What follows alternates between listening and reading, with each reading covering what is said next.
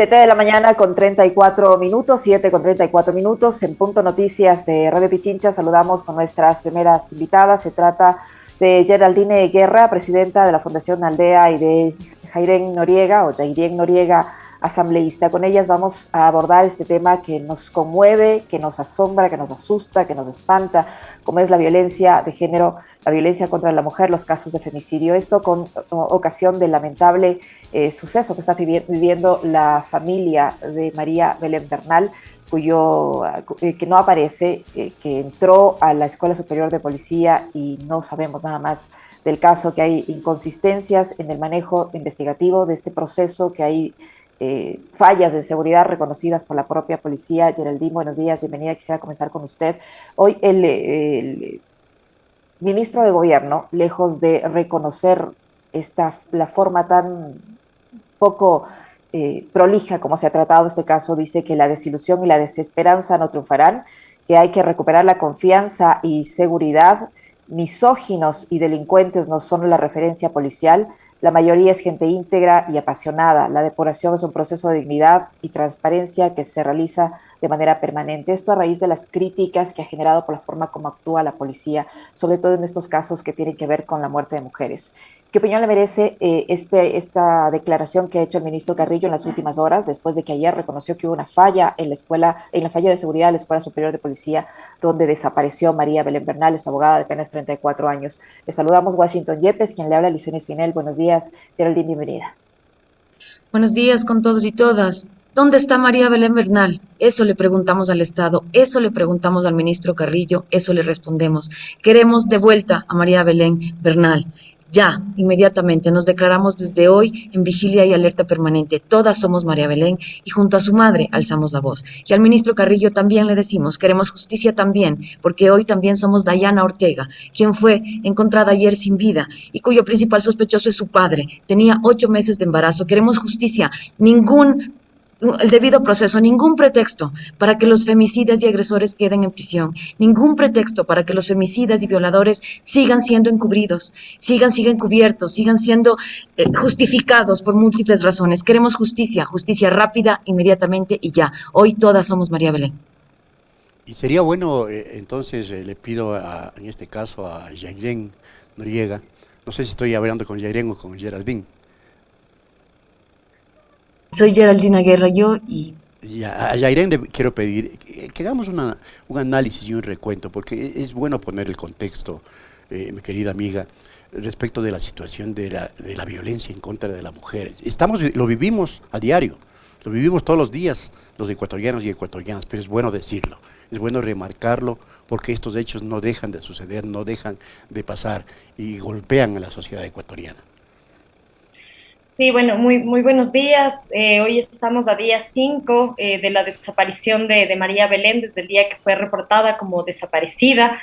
La última vez fue vista entrando a la escuela de policía. Existen registros de su ingreso, más no de su salida. Ya el día de ayer se encontraron también pertenencias de María Belén dentro de la escuela de policía, así que quienes se atrevan a dudar de la responsabilidad del Estado en este caso están muy equivocados. Estamos frente a un caso de una posible desaparición forzada dentro de una institución del Estado, la escuela de policía, así que las autoridades tendrán que responder.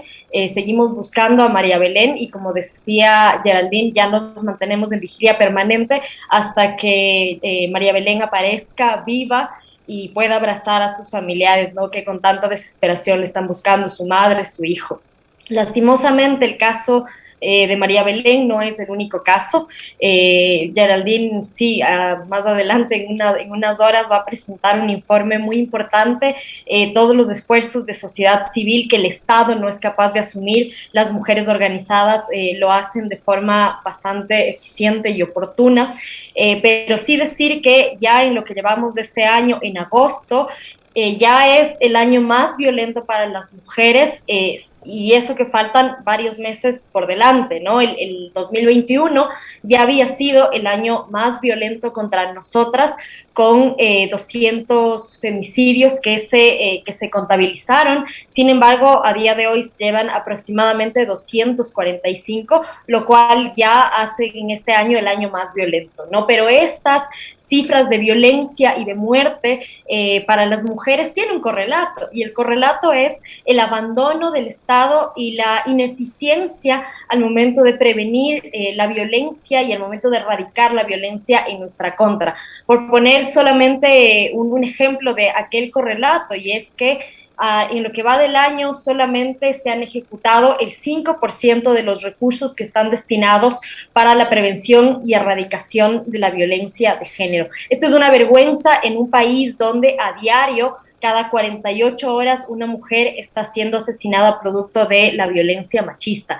Solamente de los 3 millones que están disponibles para esta causa, solamente se han usado 124.269. Y ni hablar también del rol nefasto que ha cumplido o que no ha cumplido más bien la Secretaría de Derechos Humanos. De los 13 millones que tienen asignados, solamente han ejecutado 1.13 millones de dólares, es decir, el 15%. Ustedes recordarán, de hecho, en este medio, más o menos en el mes de febrero, junto con Geraldine también, denunciábamos la falta de recursos para las casas de acogida. Recordemos que estos son espacios importantísimos para salvaguardar la vida de las mujeres que se encuentran en riesgo de muerte, ¿no? De ellas y sus hijos, de sus núcleos familiares.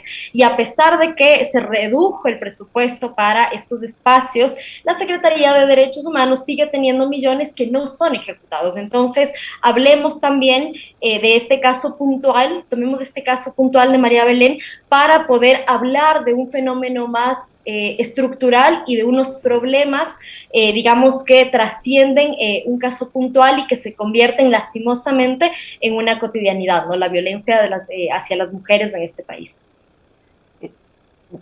Geraldine, Javier decía hace un minuto que el caso de María Belén Bernal podría convertirse, ojalá que no sea así, ojalá que aparezca y aparezca con vida, pero podría convertirse en una estadística más, y perdón que lo diga de esta forma, porque para las autoridades se ha convertido en eso, la muerte de las mujeres en estadísticas. A este se suma el caso de esta mujer de 23 años de edad apenas, embarazada de 8 meses, cuyo cuerpo fallado ya en Tulcán, y que usted decía que aparentemente su deceso, su asesinato es producto de la agresión de su propio padre.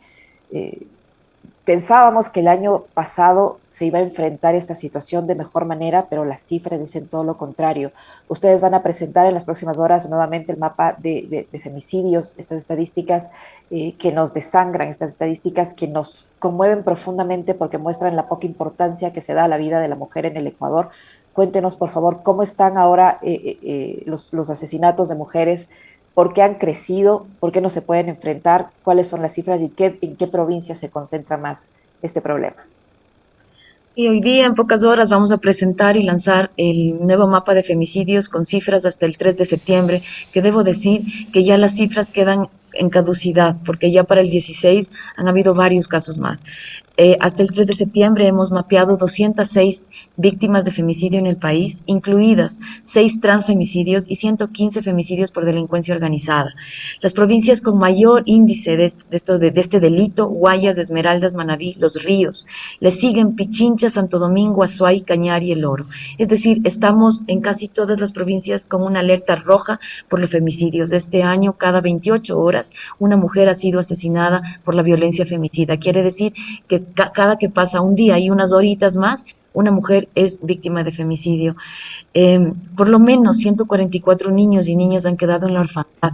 Le preguntamos al señor presidente dónde está la entrega concreta del bono de femicidios, dónde está la acción de la política pública para la prevención, y cuando se ocurren femicidios, dónde está el dinero y la acción de funcionarios y funcionarias públicas para la reparación integral a las víctimas, a sus hijos e hijas. ¿Dónde está? Le preguntamos. Ya no queremos preguntar más, queremos respuestas inmediatas, suficientes. señor presidente, señores ministros, señoras ministras, les convocamos a mesas de diálogo permanente con el movimiento de mujeres y organizaciones feministas en todos los territorios, rurales y urbanos. La violencia está caminando impunemente en el país y la impunidad también nos mata. Queremos de vuelta a María Belén, inmediatamente, queremos respuestas, no queremos que sigan encubriendo agresores y femicidas, queremos una respuesta contundente en contra de la violencia contra las mujeres, niñas y adolescentes. Jairen, discúlpeme usted, Geraldine dice que hay impunidad, no hay respuestas, pero el gobierno nacional dice que la respuesta para este estado de cosas tan grave es la consulta popular, es la pregunta que está haciendo en la consulta popular.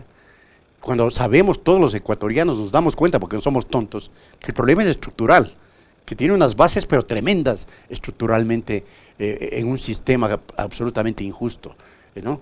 ¿Es cierto aquello que afirma el gobierno nacional? ¿Se solucionará todo con que las Fuerzas Armadas salgan a actuar o a activar para el tema de seguridad? No, claro que no. A todas luces, lastimosamente, las fuerzas del orden tienen en sus filas miembros que son agresores, no solamente de género, sino también hemos visto con mucha sorpresa y con mucha indignación en los últimos días que existen miembros de la Policía Nacional que están, que son parte de, digamos, del cometimiento de delitos. Recordemos también lo que pasó con Don Nasa, ¿no? Entonces existen distintos, y también, digamos, en esa estructura de ilegal de captación de dinero estaban incluidos algunos miembros de la policía, así que nosotras como mujeres, como feministas, no confiamos en que la policía ni los militares vayan a cuidar y vayan a hacer su trabajo porque lastimosamente la evidencia demuestra que no son las fuerzas del orden las que nos cuidan.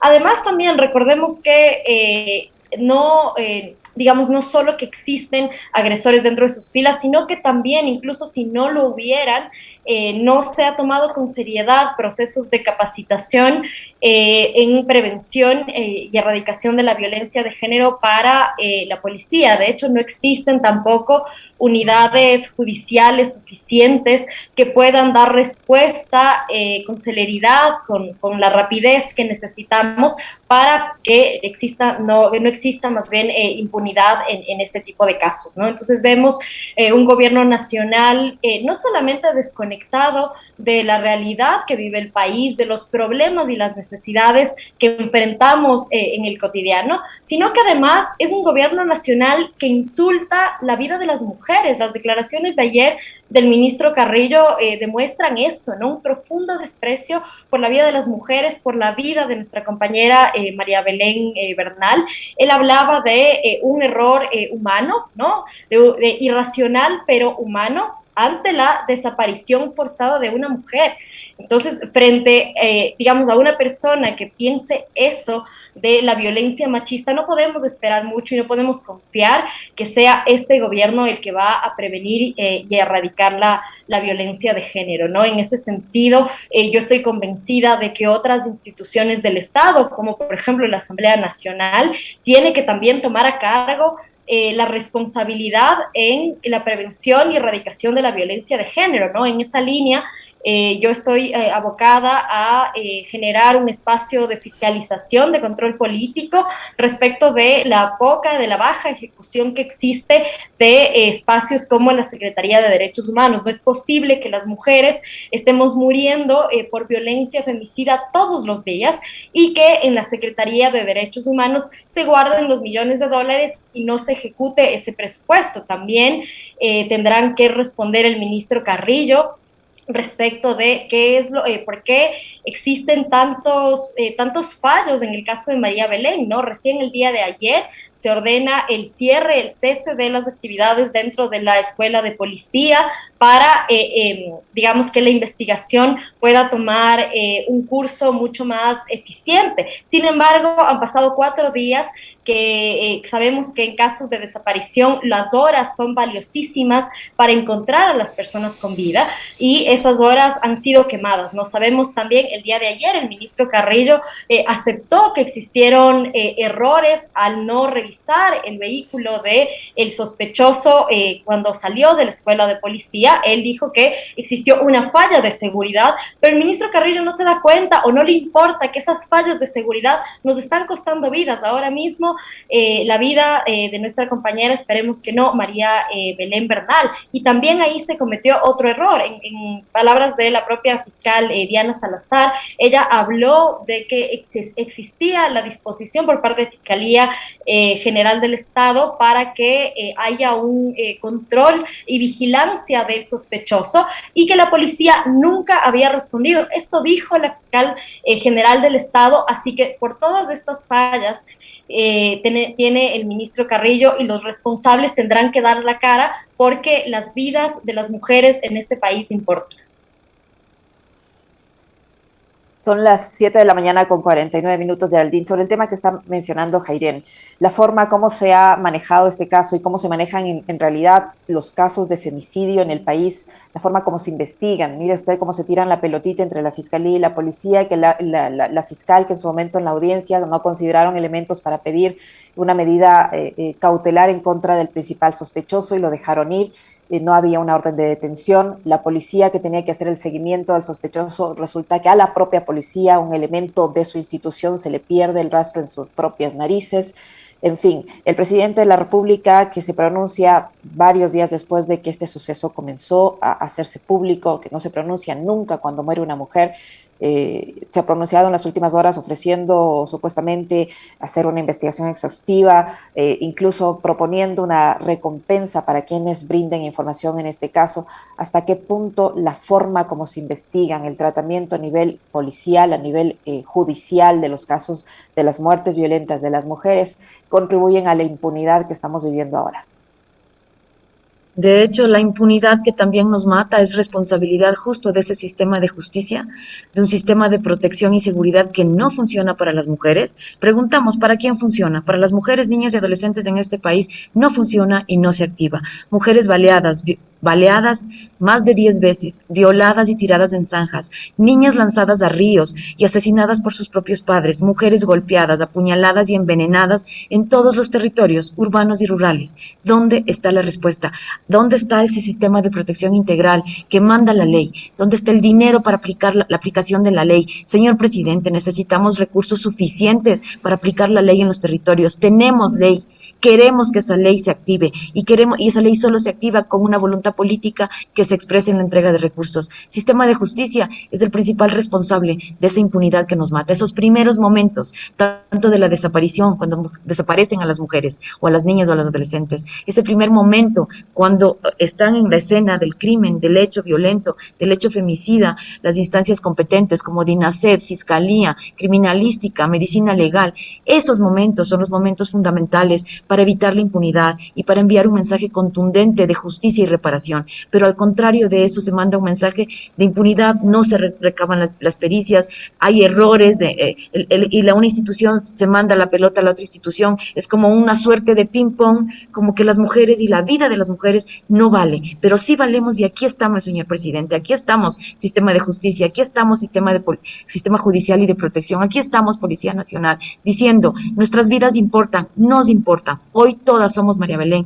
hoy todas somos Dayana. Queremos respuestas eficientes y suficientes, tal como manda la norma, tal como mandan los derechos en un estado de derechos y garantías como es el Estado ecuatoriano.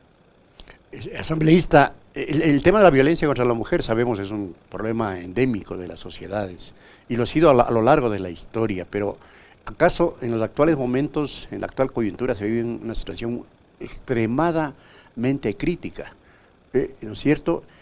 Agravada evidentemente por una violencia generalizada, que no solo afecta o atenta contra las mujeres, sino contra toda la población ecuatoriana. Vemos a diario, ¿no? Sicariatos, asesinatos, violaciones, robos, asaltos. Y aquí lo que surge es una pregunta, y usted es parte de un poder del Estado, ¿qué hacer? ¿Qué hacemos? ¿Qué nos queda hacer? Es que a veces esta respuesta yo sé que es compleja, absolutamente difícil incluso de responderla, pero algo deberá hacerse y algo deberá empujarse para que esto comience a parar, porque hemos tocado el fondo. Desde mi punto de vista, asambleísta, hemos tocado fondo. Entonces le pregunto, Difícil de responderlo, sé. ¿Qué hacer? ¿Qué hacemos? ¿Qué hace la sociedad ecuatoriana?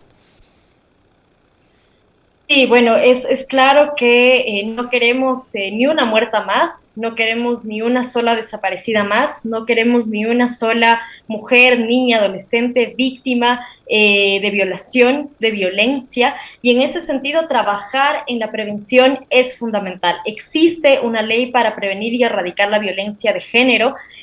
Sin embargo, si esa ley no cuenta con el presupuesto suficiente para su ejecución, para la aplicación, para la creación de política pública, la verdad es que las leyes quedarán solamente en letra muerta, ¿no? En ese sentido, como le comentaba, estoy en la línea de solicitar, de iniciar un proceso de control político, de fiscalización a la Secretaría de Derechos Humanos, que es la institución que tiene que velar por el cumplimiento, por el respeto de los derechos de las mujeres, ¿no? De la prevención, de la erradicación de la violencia, para que nos dé explicaciones respecto de por qué esa tan baja ejecución presupuestaria. Eso en un primer momento, ¿no? Y en un segundo momento, hacia finales de octubre, la Asamblea Nacional estará recibiendo una nueva proforma presupuestaria en la cual para el año 2023, ¿no? Pelearemos porque el presupuesto para prevenir y erradicar la violencia de género sea digno, sea justo. Ya en este año con las organizaciones de mujeres estuvimos peleando y reclamando un presupuesto justo para aquello. Nosotros esperamos también dentro de las próximas semanas iniciar un diálogo permanente desde la Asamblea Nacional, específicamente desde este espacio de representación, desde mi curul, junto con organizaciones de mujeres para encontrar salidas y soluciones, y desde la Asamblea Nacional, en el marco obviamente de sus competencias, poder parar y frenar estas muertes violentas que tanto dolor nos generan, ¿no? El ver a una madre tan desesperada buscando a su hija, a un niño de apenas 13 años también buscando a su madre, nos rompe el corazón. Y eso tiene que ser para nosotras, sobre todo quienes militamos del feminismo, tiene que ser la fuerza que nos motive a seguir peleando hasta que un día podamos decir: vivas nos queremos, que no haya ni una menos, ni una muerta más, ni una desaparecida más, y que todas las instituciones del Estado se comprometan en ese propósito. Geraldine, mencionábamos hace un momento que el año 2021 fue considerado como uno de los más violentos en contra de la mujer. Sin embargo, por las cifras que usted acaba de exponer, el 2021 se quedó corto.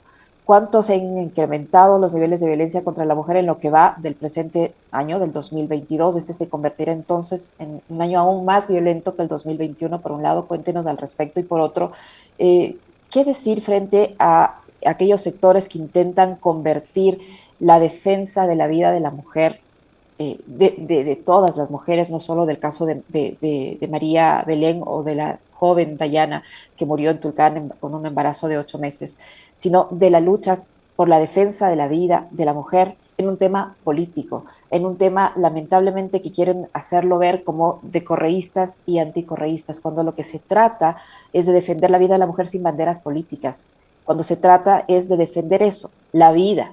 ¿Qué decir frente a esos sectores que ahora, con ocasión de este caso de María Belén Bernal, tratan de volver un tema tan terrible, algo político? Por un lado, ¿cuál es su opinión al respecto? Y por otro, cuéntenos, en relación al año 2021, ¿cuánto se ha incrementado la violencia en contra de la mujer, de la niña, del adolescente en el 2022?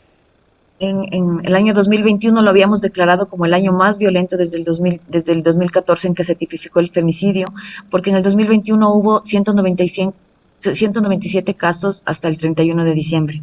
Sin embargo, ahora hasta el 3 de septiembre ya llevamos contabilizados 206 casos de femicidio, 206 vidas que han sido arrebatadas por la violencia femicida, lo que quiere decir que este año se perfila no solo como el más violento, sino como el más estremecedor, como el más brutal y misógino contra las mujeres, porque además es un año en donde el uso de armas de fuego se ha incrementado como si Ecuador fuera un país donde la tenencia de armas es legal. Está campeando impunemente no solo la impunidad, sino las armas de fuego. Y nos preguntamos, ¿dónde están los tomadores de decisión, las tomadoras de decisión? ¿Dónde está la política pública en los territorios? ¿Dónde? ¿Dónde está el sistema de protección, el sistema de seguridad? ¿Por qué estamos dejando que esta escalada de violencia escale aún más cada mes? Cada mes parece que retrocedemos, pero al contrario, aumentan, y la brutalidad y la hazaña con que se producen los asesinatos, la impunidad con que se producen los asesinatos de mujeres, sigue aumentando. Entonces este año sí se perfila como el más violento. Quiero que sepan que 32 mujeres de las 206 por lo menos tenían boleta de auxilio o tenían antecedentes de violencia. ¿Qué quiere decir? Que 32 vidas pudieron haber sido salvadas y no se hizo nada, y ese es el llamado. Este no es un problema de política o de partido, este es un problema de política pública, de prevención y atención, es un problema de derechos. Somos un Estado de derechos, necesitamos alzar la voz en conjunto, como sociedad. No queremos que nuestras hijas, nuestras hermanas, nuestras sobrinas, nuestras nietas, nuestras cuñadas, nuestras amigas, sean violentadas, sean víctimas de femicidio. Esto es un problema de todos y todas en la sociedad. Debería ser un problema de todos los partidos políticos, un problema de todos los ministros, de todos los ministerios, de todas las instancias gubernamentales, instancias no gubernamentales, de la cooperación internacional que está en el Ecuador, de las organizaciones de mujeres, las organizaciones feministas, de todos los sectores, en todos los territorios, en todas las provincias, parroquias y comunidades. Así que este es un problema de todos y todas, y eso tiene que quedar bien claro. Estamos alertas en todo el territorio nacional. Asambleísta, aquí hay culpables, hay responsables, y evidentemente a esos culpables, a esos responsables, se les tiene que fiscalizar y se les tendrá que sancionar, porque la sociedad no aguanta más. El juicio político planteado en contra del ministro Carrillo va en la Asamblea. Él dice que no se lo va a juzgar o a enjuiciar por los hechos de octubre, sino que tras de ese juicio político hay eventualmente una persecución hacia él porque está actuando en contra de las mafias, los grupos de crimen organizado, y etcétera, etcétera. ¿Cómo se debe interpretar esto? Y las declaraciones del propio ministro. No, está claro que con el pasar de los días el ministro Carrillo realmente hace méritos por ser destituido.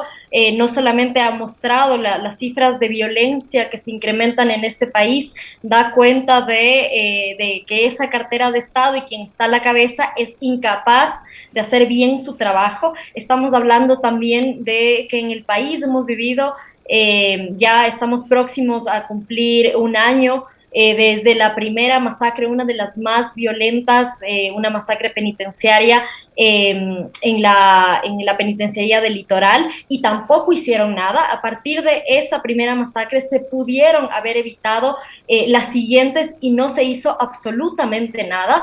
Las personas siguen muriendo y al ministro Carrillo parece importarle absolutamente nada.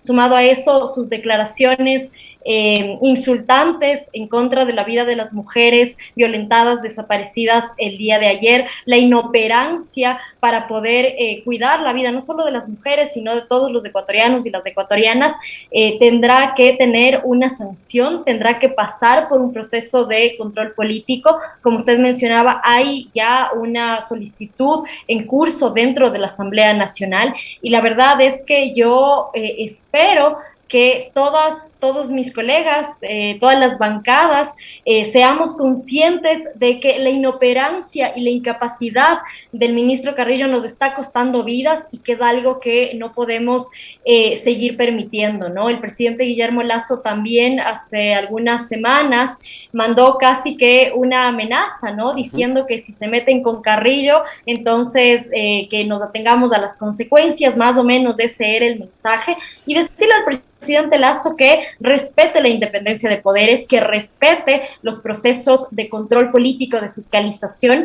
y en ese sentido la Asamblea seguirá el curso de este proceso, y yo espero que finalmente este proceso tenga como resultado la destitución de un ministro al que la vida de los ecuatorianos y las ecuatorianas le importa absolutamente nada. Para finalizar, Geraldine, yo quisiera su criterio respecto al caso puntual de María José Bernal. ¿Cree que por el tratamiento que se ha dado al tema amerita al menos digo yo, la renuncia del director de la Escuela Superior de Policía? Por un lado, la renuncia del mismo ministro, del comandante de la policía, y sobre todo un cambio en el sistema de justicia, en los operadores de justicia, para que traten estos temas con más sensibilidad, con más agilidad y con más transparencia. Necesitamos un cambio urgente, pero un cambio contundente, que genere precedentes, que mande un mensaje de sanción y de alto a la impunidad. Eso es lo que necesitamos. Necesitamos algo contundente, no medidas tibias, no medidas a medias, sino medidas concretas, fuertes y contundentes, que mande un mensaje claro, conciso a toda la sociedad, firme, con firmeza, tanto dentro de las instituciones públicas como afuera, que mande un mensaje más aún en instituciones como la Policía Nacional, que merece y que merecemos tener una policía que nos proteja, porque esa es la misión de la policía. Por lo tanto, las respuestas y lo que pedimos es una acción contundente. Una acción contundente para garantizarnos esa seguridad, esa protección. Un sistema de justicia contundente contra la violencia contra las mujeres. De la cifra que usted acabó de mencionar respecto a los casos de femicidio que se registran hasta los primeros días de septiembre, seguramente esas cifras hoy ya aumentan con el caso de Dayana registrado en Tulcán. ¿Cuántas de ellas son niñas, son adultas mayores? Cuéntenos un poco más detalles de este mapa de femicidios que ustedes van a presentar, por favor.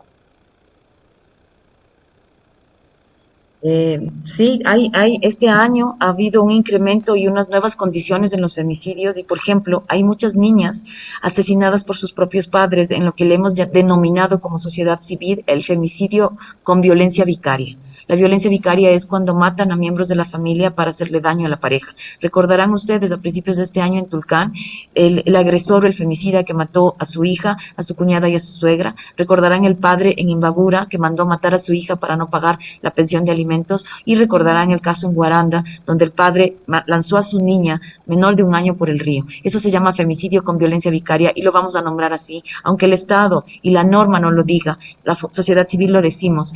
Las niñas y adolescentes también son asesinadas y son asesinadas muchas veces por sus propios padres, así como las mujeres adultas son asesinadas en la mayoría, más del 50% en este año, por sus parejas o exparejas. Quiere decir que ese lugar que se supone que es el seguro, esas relaciones afectivas seguras, padres, hermanos, tíos, abuelos, parejas, relaciones sentimentales, novios, son las relaciones en donde más ocurren femicidios, y eso debe alertarnos como sociedad. ¿Qué estamos haciendo como sociedades, como familias? Basta de defender esa familia violenta y basta de defender una familia llena de vejaciones, llena de violaciones contra las mujeres, contra las niñas y adolescentes. ¿Cuántos de los niños y niñas que están en situación de orfandad porque sus madres han sido víctimas de femicidio, porque tal vez sus padres también, después de perpetrar estos crímenes horribles, se suicidan, ¿no? Porque están presos y están sin el cuidado de un familiar? ¿Cuántos de estos niños, a cuánto asciende ya esta cifra primero, y cuántos de ellos han recibido este supuesto bono que se ofreció por parte del gobierno para los afectados o para las víctimas? El 8 de marzo de este año, el presidente de la República lanzó con bombos y platillos un nuevo decreto para la entrega de bonos a los hijos e hijas de víctimas de femicidio. Pero le decimos al señor presidente, no se trata solo de lanzar el decreto y escribir y firmar una política. Se trata de que cómo realmente eso le llega a las familias. No llega todavía. Este año hay por lo menos 144 niños en orfandad y niñas en orfandad. Lo que significa, pero de esas niñas, ¿cuántas han recibido el bono de esos niños? Pues no hay. Solo para contarles un dato, miren, un caso mediático como fue el caso de Andrea en la Amazonía ecuatoriana, en la provincia de Pastaza, en donde su marido la envenenó y sus hijos fueron testigos, hijos menores de 6 años. Ha tenido todo el alcance mediático, hemos hecho toda la presión desde las organizaciones. Todavía la abuela, quien es la que está a cargo de sus nietos y nietas, todavía no recibe el bono de femicidios. ¿Qué más quieren? Está demostrado que fue el esposo, ya están las pruebas, y todavía esos niños que necesitan el bono porque son comunidades muy alejadas y muy empobrecidas, todavía no recibe el bono esa abuela, que de pronto y de golpe y porrazo matan a su hija y ella tiene que hacerse cargo de menores de edad para cuidarlos. Ese caso que es mediático, yo me pregunto, y de los otros 205 casos, ¿cuántos han sido entregados el bono ya de manera de manera rápida, eficiente. No, porque la gestión para la entrega del bono todavía tiene sus trabas. Hay muchas trabas concretas y sobre todo ahí hacemos un llamado al MIES, que es el encargado de entregar el bono de femicidios. Es el MIES y los funcionarios y funcionarias del MIES quienes tienen que levantarse y acercarse a las víctimas. Tienen los casos por provincia. ¿Dónde está esa justicia, ese sistema de protección que se acerque a las víctimas? Necesitamos que se acerquen a las familias. Las familias no tienen por qué saber que tienen ese derecho, no tienen por qué saber cómo es el requisito. Todos los procedimientos, que son muchísimos, que una familia no tiene por qué. Eso es otra vez una vulneración y eso atenta contra la reparación integral de las familias. Muchísimas gracias a Geraldine Guerra, presidenta de la Fundación de Aldea, y también a la legisladora Yair Noriega, que nos han acompañado en esta mañana para lamentablemente tratar de este tema que definitivamente no tiene solución y que todos deberíamos empoderarnos y defenderlo cada día. Muchísimas gracias a las dos por haber participado en esta entrevista, tanto a Geraldine como a Jairen. Muy amables, muchas gracias. Muchas gracias. Gracias a ustedes. 8:10, vamos a la pausa y luego volvemos. Tema Fernando Villavicencio. Lo acusan de todo, testaferrismo, peculado, asociación ilícita. Vamos a analizar el tema.